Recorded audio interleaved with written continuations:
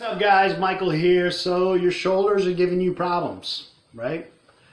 A lot of you have been reaching out to me after my last video and I want to help you out.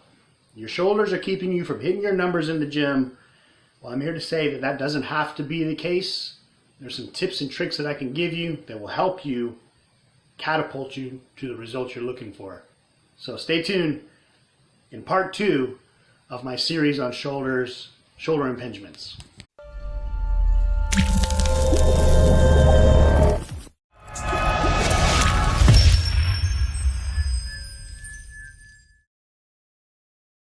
Alright, so it's no secret that well-developed shoulders will skyrocket you to a phenomenal physique, phenomenal functional performance in the gym, in the world, right?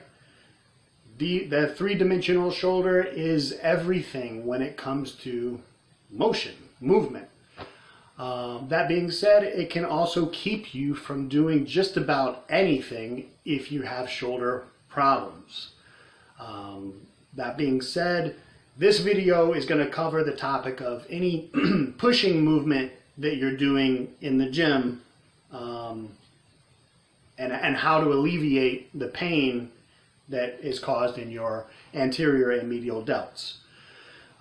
So the first trick that I like to show my clients anyway is when you're doing a pushing movement, if you're on a bench, if you're doing a push-up, if you're doing incline, decline, any of that kind of a motion, the idea is to, stand almost like a nutcracker, right? Stand straight, your arms are, your shoulders are back, your scapula is retracted, your shoulder blades are almost touching each other, right? In the first video, I talked about imagining something that was in between your shoulder blades and you're holding it there throughout the entire exercise.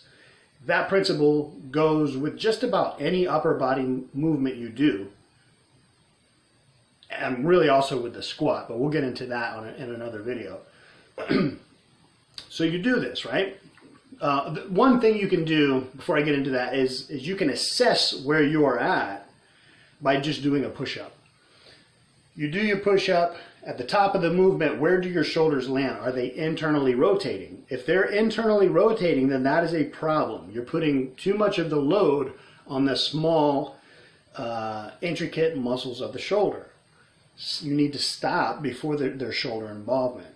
So one thing to do to create a mind-muscle connection for you is your chest and your shoulder, right? This is your pec and this is your shoulder. You want your pec to actually be higher than your shoulder throughout the entire exercise, okay? So if you're on a bench, you're going to pin your shoulder to the bench and it will not leave the bench even at the top portion of the movement. You'll notice that when you do this, you'll get more muscle fiber activation from your chest than ever before, right? Because 100% of the intensity is falling onto the chest without that shoulder involvement. So try this when you're doing your bench press, when you're doing your push-ups, even your dips. Keep those shoulders out of the equation. Lock them in place and don't move them at all during the exercise. Hope this helps, guys. I'll elaborate on this further if you need me to, but I wanted to touch on this because a lot of you reached out and were asking me about it. So I'm here to help. Michael Anthony Fitness. You guys go kill it.